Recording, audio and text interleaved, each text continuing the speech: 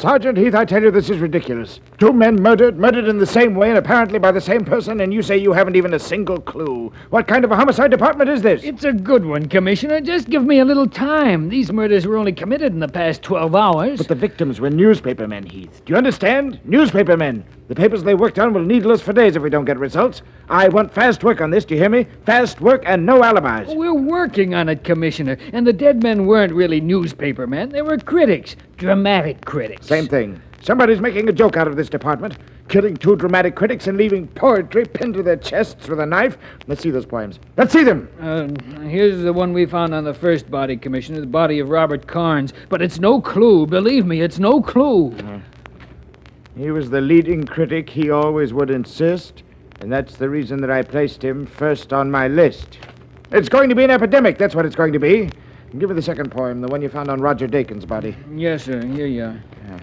As a first-rate critic, you did rate high, and the first-rate critic is the second to die.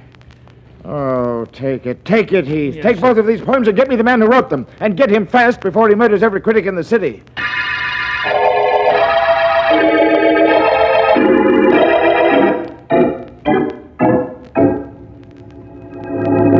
Are you busy, Mr. Markham? Very busy, I mean. The district attorney is never too busy to talk to the homicide department chief. What is it, Heath? Well, it's the commissioner. He's riding me on those critic murders. I can't do miracles. I've checked every clue. There's nothing I've found that's any good to me. Try and tell him that, though. Did you ever think of this motive, Heath? What's that? There was a new play opened at the Rex Theater last night. Perhaps both of the critics were going to print bad notices. Perhaps somebody didn't want those... You can stop right there, D.A. I checked that the first thing. The notices both critics wrote were great. I'm stumped, D.A. I don't even know where to look for a killer. I see. And you think that perhaps I might know someone? You mean Philo Vance? Now listen, D.A., I don't want Vance in on this case. He's all I need for me to really blow my top. Well, in that case, I won't call him. I thought for a moment that you might have been hinting that I do, but as long as you feel so strongly, why, I wouldn't think of it. Oh, what's the use? Call him, D.A. Get him to go to work. That's the reason I came up to see you in the first place. Really? Poetry and murder. What a combination. Maybe Vance can figure out what it all means.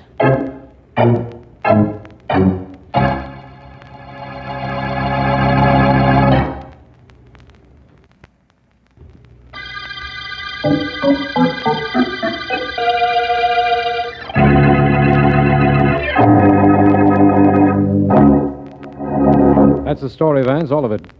Definitely interesting, isn't it? I suppose so. Let me see now. The first murdered critic was Robert Carnes. Carnes. Isn't he the one that married Edna Bowley, the dancer? Some years ago, I believe, Vance. Yes, he's the one. And wasn't she being sponsored before her marriage by Mike Wilcox, the racket king? Mike did have an interest in her. But he's hardly the poetry type, Vance. Don't forget those poems pinned to the chests of the two victims. I haven't forgotten them. Markham, there's a wonderful art exhibit at the Madison Galleries this afternoon. I was going to take Ellen and visit there.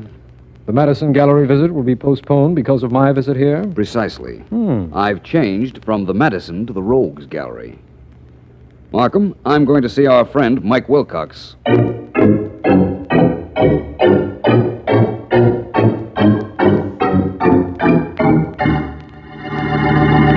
My maid said you wanted to speak to me. Yeah, lady. I'm Longfellow. I work for Mike Wilcox. He wants to see you. Mike sent you here? Why? Look, I don't ask the boss questions. I'm glad he got a job. Who else would hire a guy like me? 5 foot nothing on my tiptoes. And they call you Longfellow? Rather quaint, isn't it? Yeah, that's everybody's idea of a gag. Are we ready to go, lady? Yes, but I don't see what Mike can want with me. After all, my husband has just been killed. It wouldn't do either of us any good if I was seen with Mike. Lady, I don't know nothing about that. Mike says to bring you down, I'm going to bring you down. That's my way of keeping my job. Yeah, and my health.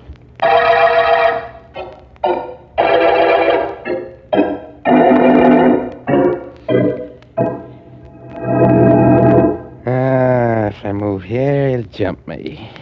Get into my king row. And I'm a dead Joe. But if I move in this square, he can't do nothing. So I move in this square. Yeah? Who is it? Hello, Mr. Wilcox. I'm Philo Vance. Oh, hi, Vance. You play checkers? Yes, but I've no desire to play at the moment. Well, playing checkers with yourself, eh? That's a new one. Who's winning? Me. I always win. Well, Vance, the boy's downstairs says you wanted to see me. So I says if he wants to see me, let him come up. So you're up. And what do you want to see me about? About the murder of Robert Carnes, the drama critic. The same person also killed another critic. But I'm not quite as interested in the second murder as I am in Carnes' death. You used to go with Carnes' present wife, didn't you? Edna? Sure. What about her? Nothing. Except that from what I've heard, this Carnes wasn't too kindly an individual. Maybe you resented the way he treated his wife. And wrote them poems, too? No, that I doubt very much. When did you last see Mrs. Carnes, Mr. Wilcox? Oh, a couple of years ago. The way I figure, it'll be a couple of years before I see her again. Well, how's for a game of checkers, Vance? You look smart enough to be able to play checkers? Thank you very much, but I'm sorry Hold it. Yeah? I got it, boss. We're here. Well, in a minute, Longy. I'll buzz you. There's nothing you can tell me about Robert Carnes' murder, Mr. Wilcox? Oh, no, not me. When I read about it, I says to myself, well, somebody must not like the critics, I said. I guess maybe that's so, huh? Maybe. Both of them wrote their last notices and their death notices at the same time. Maybe there's some connection between the two. There may be. I'm glad it ain't my business to find out. Well, you got time for one game, Vance? Just one game? No, I think not. I'd better be moving along. Thanks, Wilcox. Maybe we'll meet again. Okay, Longy, you can bring her in now. All right, boss. Let's see. Suppose I do move here. And he's going to jump me. And I knock off two of his guys like this. Not bad, not bad, not bad. Hello, Mike. Hello, beautiful. Come on in. Me too, boss. No, I don't want you, long fella. Only Mrs. Carnes. Okay, I'll be out here with the boys. It's been a long time, hasn't it, Mike? Too long, beautiful. I had to talk to you. I'm sorry I had to send a long fella for you, but I couldn't go up to your place while with the cops and all hanging around. Maybe even tapping the phones. I understand, Mike. How have things been with you? Never better. But we got to talk about you. When I heard about your husband getting knocked off, I says to myself, that dirty rat figured to get it. I've kept pretty good track how he was breaking you down. Beautiful, you need something? Dough, a mouthpiece? Anything at all? You think that I... Me, I ain't the thinking type, baby. I just got the same yen for you that I always had. And nobody's gonna push you around. Ever. I don't need anything, Mike, but thanks. Thanks just the same. Mike, it wasn't you who had Robert. You didn't... Just, relax, baby. Relax. I'm not even interested in who knocked your husband off. So I'll make a deal with you, huh? You don't ask me any questions. I don't ask you none.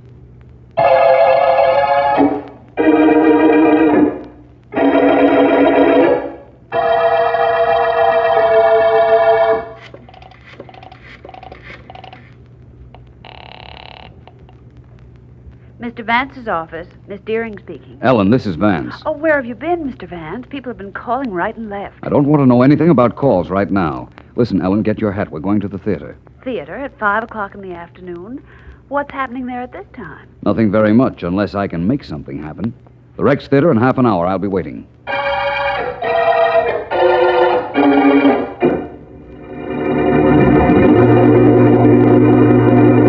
I don't mind going to a theater when nothing's on the stage, Vance.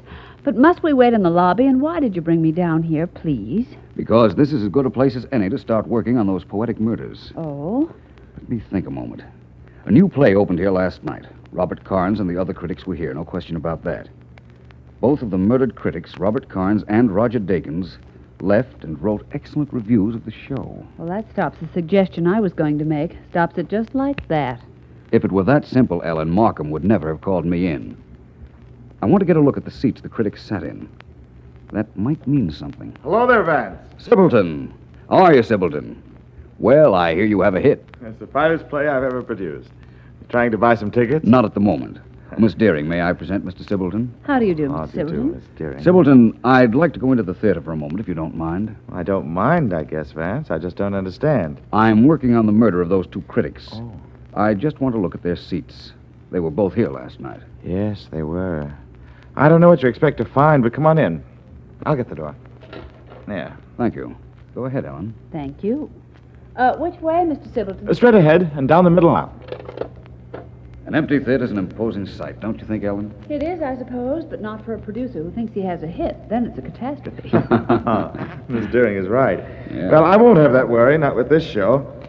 Right down this aisle. Vance. Right. By the way, it seems to me that I recall Robert Carnes panning your last show, Sibbleton. Oh, he wasn't the only one.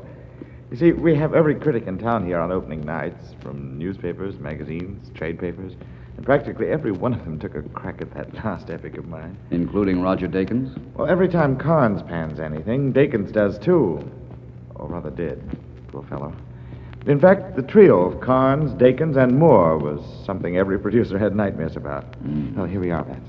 Oh, good seat. Who's Moore? Edward Moore. He's on the Chronicle. Oh, yes. He and Carnes and Dakins liked practically nothing this season. So this seat on the aisle was Robert Carnes, eh, Sibbleton? That's right. Dakins sat next to him, and Moore next to Dakins. Mm-hmm. Here. Are all the seats in these few rows reserved for the press on opening nights? Oh, all of them except the first 5 seats in row E. Those are mine for every performance. We call them house seats. They're for me and my personal friends. You certainly give away a lot of seats on opening night, Sibbleton. It must be worth it. Look at all the great publicity he gets.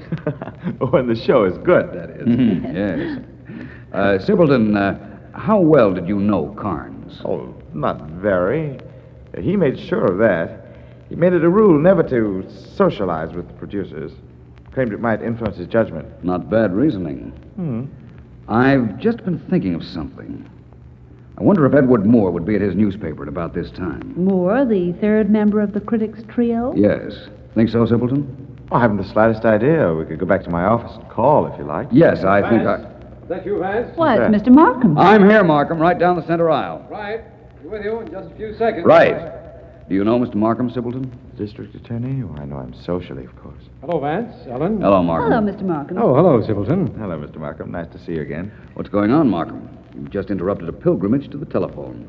I thought I'd try to get a lead on the 2 poetic murders from Edward Moore. You can stop right here then, Vance. Moore was found dead this afternoon with a knife in his heart and one of those silly poems pinned to his chest. Oh, no. He has been dead for quite some time. I'm glad you left word that you'd be here, Vance. I knew you wanted to be kept informed, so I came down myself. Moore dead, too. Vance, what is all this? Frankly, I don't know. What was written on the 3rd note, Markham? I'll read it to you. The curtain's down, death slams the door. The play thus ends with no encore. Vance, what's happening in this city of ours? You know what's happening in this city? A murderer is going to town.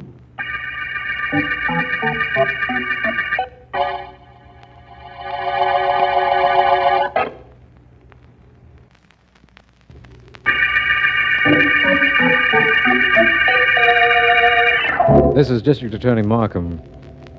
3 of this city's leading dramatic critics have been murdered, and all 3 had bits of poetry pinned to their chests when found.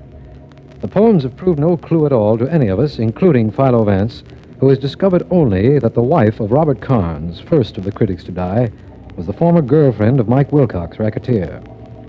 Sergeant Heath, however, has picked up a character named Longfellow, diminutive stooge for Wilcox, and Vance and I are waiting for him in my office. To be very practical about these murders, Markham, we're not doing very well. We might be doing wonderfully when Heath gets here. He's picked up that hired hand of Mike Wilcox's, you know. I hope he hasn't found the killer, Markham. Huh? Oh, not that I begrudge Heath the glory of tracking down our murderer. It's just that this is the first case I've worked on this long without even denting. I'd hate for it to turn out so simple after all that. I wouldn't hate it at all, Vance. With due respect to your great admiration for the unusual in crime, it's the ordinary criminal that makes the work of a district attorney easier. I know what you mean.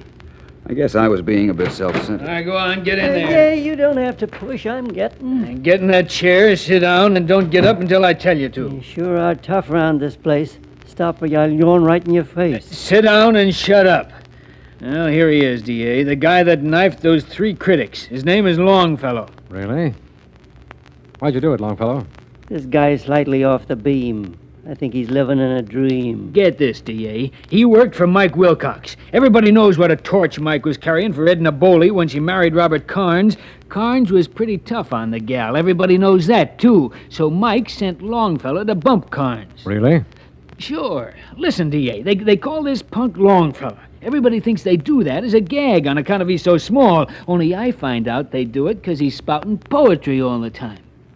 Yes. Well, don't you get it? Spouting poetry. Those notes on the dead bodies. Poetry.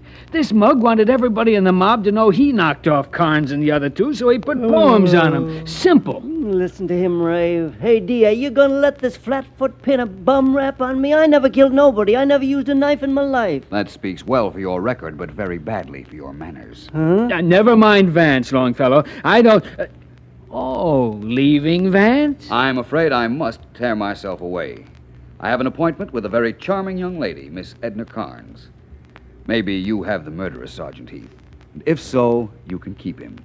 But I have an appointment, and it's quite necessary that I keep it.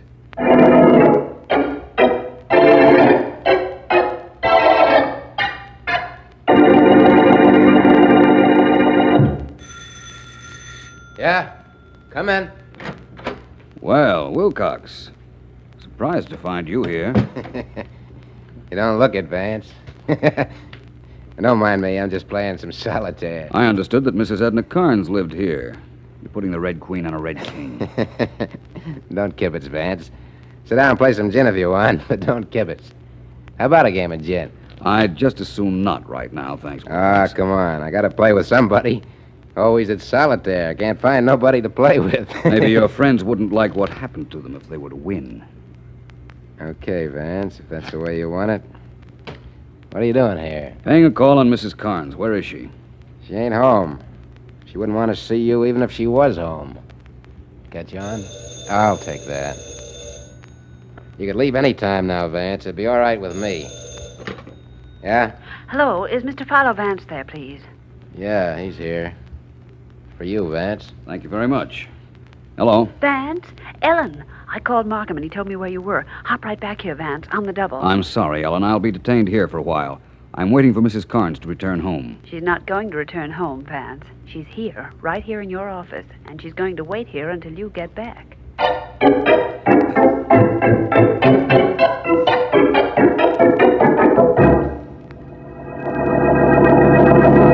Go ahead, Mrs. Carnes. Tell me anything you think might help. Mr. Vance, has it bothered you at all that there were 2 other critics murdered right after my husband was killed? Quite a bit, Mrs. Carnes. Frankly, I haven't the slightest idea why. I have. My husband's best friends were Roger Dakins and Edward Moore. The night he was murdered, I found a note in the library reading, "If anything happens to me, Roger or Edward will know who did it." And you destroyed that note? Yes. I didn't want the police to question them. The murderer did me a favor, Mr. Vance.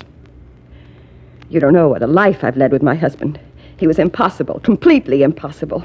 If he hadn't threatened me, I'd have left him years ago. I see. Well, this is very interesting, Mrs. Carnes. Your husband probably told his murderer that it would do him no good to kill him because his 2 friends would go to the police. There was nothing for the killer to do then but wipe out Dakins and Moore. I know that now. Well, Mrs. Carnes, your actions have certainly confused us. I understood the pleasant front your husband put up in public was just a mask, but Everything about him was either cruel or false, from the name Robert Carnes to the brilliant words he let drop carelessly, even though he'd spent half the night thinking them up. Oh, I couldn't stand him. I just couldn't. I was thinking that when I made the appointment to see you. I thought maybe you'd killed him. Me? But I came down here to tell you all this. Doesn't that clear me? I couldn't see you at the apartment. Mike was there, so I came down to your office. That must clear me. Not necessarily, Mrs. Carnes. You might have given me some information just to throw me off. However, I'm not going to detain you. You may leave if you like. Miss Deering. Yes, Mr. Vance. Mrs. Carnes is leaving. I'm sorry you think the way you do, Mr. Vance. I assure you I came down to see you with only one purpose. Thank you for coming, Mrs. Carnes. We'll meet again. Goodbye. This way, Mrs. Carnes, please. Thank you. Goodbye, Mr. Vance. Goodbye. Don't go, Miss Deering. Goodbye, Mrs. Carnes. Yes, Vance, what is it?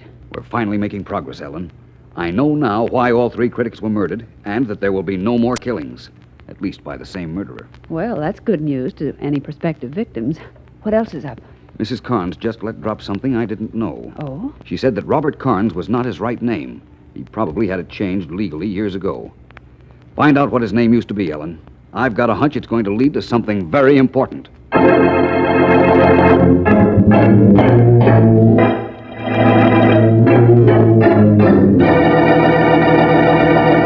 You don't mind my dropping into your office at this time, do you, Mr. Silverton? Oh, not at all, Vance. I'm glad to be of service.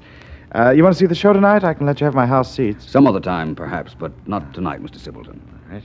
You told me you didn't know Roger Carnes socially. That's right, I didn't. Well, this is very strange, then. You have an odd name, Sibbleton. Very unusual. I suppose that's right. My secretary found out that Roger Carnes' real name was Sibbleton. Was he a relation? My brother. Older brother. Only I never talked about that. He was nobody to be proud of. So I've heard from a number of sources. What did he have on you, Mr. Sibbleton? What? Must have been something very important for you to have killed him to keep him quiet. You think I killed him? Not exactly. I know you did. You see these 2 tickets for your theater, Mr. Sibbleton? They were dropped at the scene of your brother's murder. And they prove I killed him? Oh, now, Vance. Oh, but they do. You see, these tickets are house seats. Your house seats. The ones that are reserved for you. You told me about them in the theater yesterday, remember? First 5 seats in row E. That's what these are for. Let me have them. There's a gun in that drawer, I presume. Not anymore, there isn't. It's in my hand. I'm sorry about this, Vance. I liked you. Well enough to put that gun away? Hardly. Well, I don't blame you. Self-preservation is still the primary law of human motivation. By the way, I know why you killed Dakins and Moore. But why did you kill your brother? Why did Cain kill Abel? My brother and I had an argument. A terrible argument. He was about to write a magazine article telling a lot of things about me that are best forgotten. They happened years ago, before we came to this country. Robert called me up to taunt me about it, and I warned him not to write it. That's another form of self-preservation. I rather thought it was something like that. Your poetry idea was very brilliant, Sibbleton. You knew about Mike Wilcox and your brother's wife, didn't you? Of course. Everybody knew that. You also knew Wilcox had a little accomplice with a rather odd name of Longfellow, who on occasion was addicted to poetry. You thought the police would go to Wilcox and look no further than his hireling Longfellow. You know I've got to kill you, Vance. Kill you now. No poetry? No poetry. I'm sorry. I rather relished the wedding of the muse and murder. Markham, Heath, you can come in now. What? All right, drop that gun. Drop it fast. Come on in, boys. Trick me, Vance. You had the police outside all the time. I ought You to... ought to drop that gun for one thing, Sibbleton. Sergeant Heath doesn't like to be kept waiting. All right, get him outside, boys. I got his gun. Let me go. Let go. Hello, Markham. Hello, Vance. Well, you've done your part, and very well, too. From here on in, I'll take it and make certain, as the book has it, that justice triumphs. Do that, Markham. And in this case, wouldn't you say that it was poetic justice?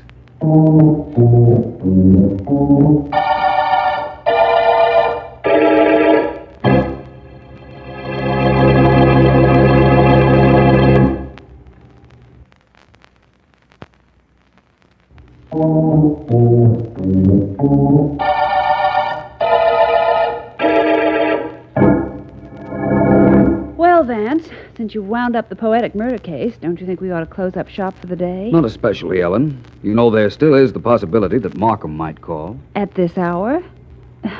It's late, you know. At last reports, murderers weren't keeping office hours. I understand. The only thing I don't understand is how a murderer as clever as this Silverton could have been careless enough to drop a pair of theater tickets at the scene of the first murder. Oh, he didn't drop any tickets. Well, you told me that's how he started talking. I told him I found the tickets, Ellen. In fact, I even waved a couple of tickets in front of his face. Only they were opera tickets that I'd gotten for us for next week. Why, Vance, you and the truth are becoming slight strangers of late. When you're trying to trap a murderer, Ellen, any means is fair, in my opinion. By the way, I've just composed a little couplet. Like to hear it? Definitely. Very well, then. The last chapter's written. The last words, my friend, are the Poetic murder case is over. We've come to the end.